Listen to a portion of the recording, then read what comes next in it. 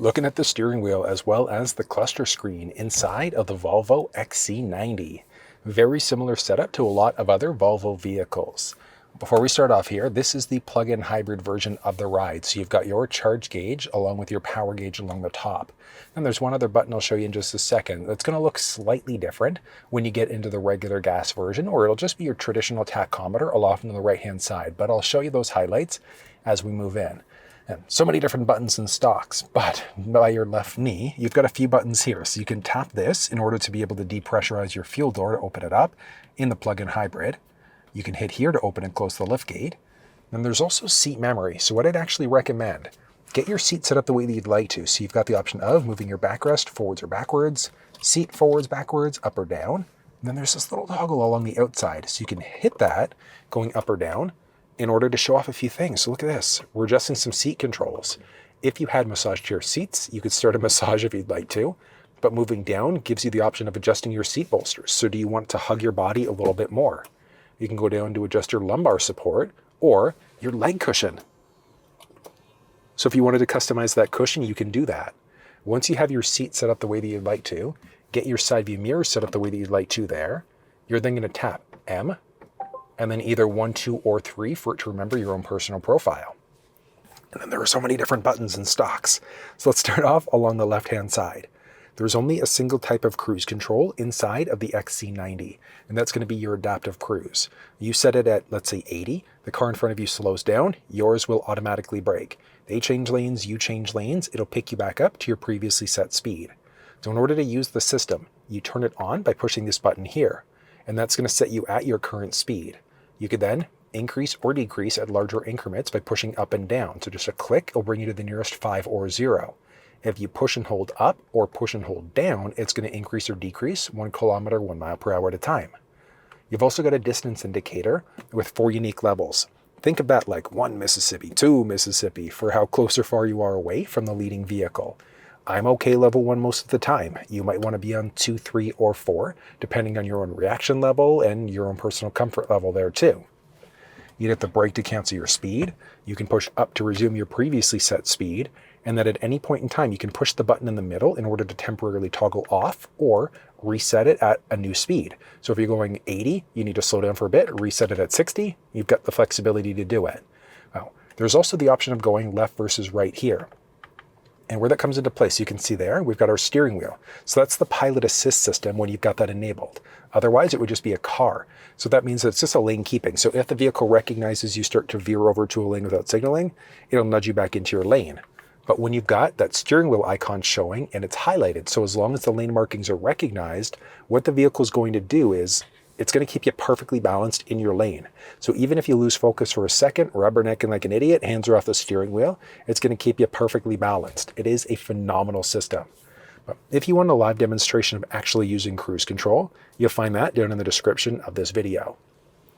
Your Stalk along the left-hand side here, there's a button on the very tip of it, and that's going to be to reset your trip counter there. You can also reset it here. I'll show you that in a second. And then you've got your different light modes. Auto mode is an interesting one. So if we go auto and then up, that puts you into the auto headlamp mode. So if the vehicle recognizes high beams are needed at night, it turns them on automatically. So it's pretty smart from that perspective. You can't permanently lock them out during the day though. What you want to do, go into the headlamp mode there, push away to turn them on, pull towards you in order to be able to turn them off. It's just that auto means that the vehicle is going to turn them on or off as necessary during nighttime. Then you've got a few different modes that are available there too, but like I said, auto's the way to go. You can toggle on your front or your rear fog lights there too if you've got them, and then you've got your blinkers there. Along the right-hand side, start off with the Stalk first, so you've got your wiper control.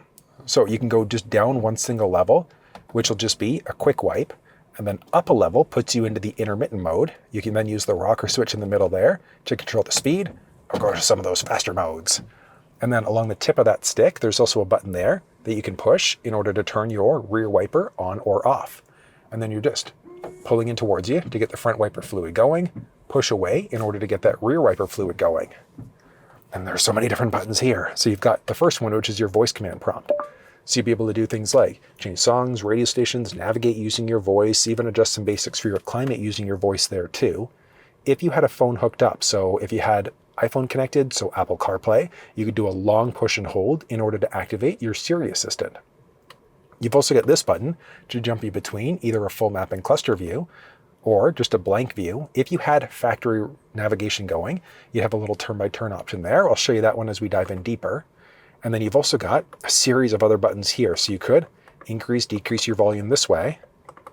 You can also increase, decrease your volume down the middle this way if you'd like. And then you could also change between any stations that you have set up. And then there's a button in the middle here. And pushing that is going to bring you up to your trip counter. So you've got your trip auto versus trip manual counter. And then you can scroll left or right there in order to be able to reset either counter there if you'd like to. And then you've got your main odometer along the very bottom. And then inside of your cluster screen, you've got your speedometer along the outside there with your speed done two different ways. You've got this gauge along the very bottom, which you can actually change that out inside of the infotainment for a few unique looks. I'll show you that one in a second. Your light mode, whether or not you've got the lane keeping system turned on, if you had cruise control turned on, off, etc., that would show up along the very bottom there. Your current fuel gauge done there in the middle, so it's done two different ways. And then you've also got this upper gauge, and that one is for the plug-in hybrid specifically. So it's going to let you know how much electric driving you've currently got. You got your outside temperature. The vehicle can sense if there's weight on a seat, and it'll let you know to plug your seatbelts in. You've got the gear that you're currently in. So your park, reverse, neutral, drive, and you can go down one more level to get to your battery mode. And then speaking of regenerative braking, so you've got your power versus your charge gauge. I want you to think of the power gauge like a traditional tachometer. So you put your foot down and this gauge is going to go up, so you're using more power. Works the same way if you had the regular gas version and it was just a tachometer. This gauge on the bottom is for regenerative braking. So as you put your foot down to brake, or you just take your foot off the accelerator pedal, you'll notice it lightly starts to drop down. But as you push the brake pedal heavier, it's going to drop down a little bit faster. And that means it's trying to recapture charge in order to recharge the battery up. So there are a few different ways that you can charge up. Physically plugging in, regenerative braking, and then you can also have a recharge while you drive as well too. But it's a fairly seamless transition between the gas versus electric mode, and you get excellent fuel economy inside of the ride. You've also got your buttons along the outside here. So this one is a pages button, so when you tap it, it's going to give you full mapping cluster. Tap again to get to a turn-by-turn direction view if you had a route going for factory navigation. So if we start searching for an address here.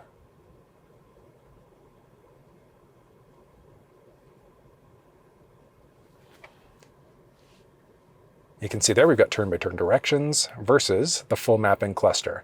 And then if you had your route going inside of your phone, so if your iPhone was connected, it would also shoot your map application right inside of the cluster screen there. You can tap this button in the middle as I was showing you to get to your trip counter too. And if you had an XC90 with a head-up display, your turn-by-turn directions would show up in the head-up display there too, and you have the flexibility of adjusting that out a tiny little bit. Inside of the infotainment system, if you tap here, go into your settings, controls, you've got lights and display, so just tap view all, and then you've got a few options. So first one actually is the trip information there. So that trip info showing along the bottom. You've got the flexibility of having nothing showing up, going into an auto or a manual mode with your other trip counter that we saw there earlier. But with the head-up display, you can toggle it off completely. So if you just don't want the head-up display whatsoever, toggle it on or off. But then you can also adjust out the position and the brightness. So we tap there, and then all you're going to be doing is using the pad here in order to move the head-up display up or down, or you're going to go left and right in order to be able to adjust the brightness. But I always just recommend keep yourself on maximum brightness there, because with polarized sunglasses during the day, even max brightness, it's pretty tricky to see. And you can also adjust out the rotation there. So if you have a tendency to sit one side or the other, you can adjust that out there too. The steering wheel inside of the XC90 is manual telescoping. So down low, you've got a release there, and just in, out, up and down to find that perfect position. Once you do, click it in order to lock it back into place. And it's also heated. So inside of the infotainment, just going to tap here, and you've got your heat option, 3 different levels, heated seats there, or ventilated seats as an option too. I know that was a lot of information, but that's everything you need to know about the steering wheel, as well as the cluster screen inside of the Volvo XC90.